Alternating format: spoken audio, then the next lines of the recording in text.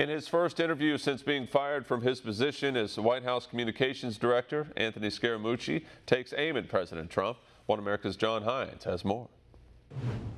Former White House Communications Director Anthony Scaramucci's recent comments disparaging the president and some of his staff members are now drawing fire from conservative quarters. He appeared with a Democrat operative, George Stephanopoulos, who's a Democrat operative masquerading as a journalist, to bash Breitbart, to bash Steve Bannon, and to call on President Trump to drop his campaign promises and what he believes in and what he campaigned on, to work with what he called establishment senators. Those are the words of Anthony Scaramucci, establishment senators. He wants the president to, quote, curry favor with. The president should curry favor with the establishment.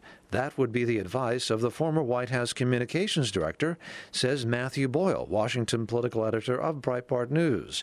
But Boyle says the Scaramucci comments offer a glimpse of a deeper struggle within the Trump administration. More importantly was the comments that he made about the legislative strategy forward. There's an existential battle over what direction President Trump will be taking his administration. Should he return to those basics and those campaign promises that he made over the course of 2016 that proved to be successful? There are people inside this administration, in the highest levels of it, and people outside of the administration who do not want him to succeed on that agenda. People who do not want the president to succeed, says Boyle, who also says that some of these people want to make conservatives and the White House fail by tying them to the alt-right radicals in Charlottesville. Within seconds of these incidents happening, you saw MSNBC and CNN and the left going nuts, trying to rope Breitbart, trying to rope Steve Bannon, Sebastian Gorka in the White House, as well as any conservatives or Republicans that they could in with those awful people that were causing problems down in Charlottesville. These folks are trying to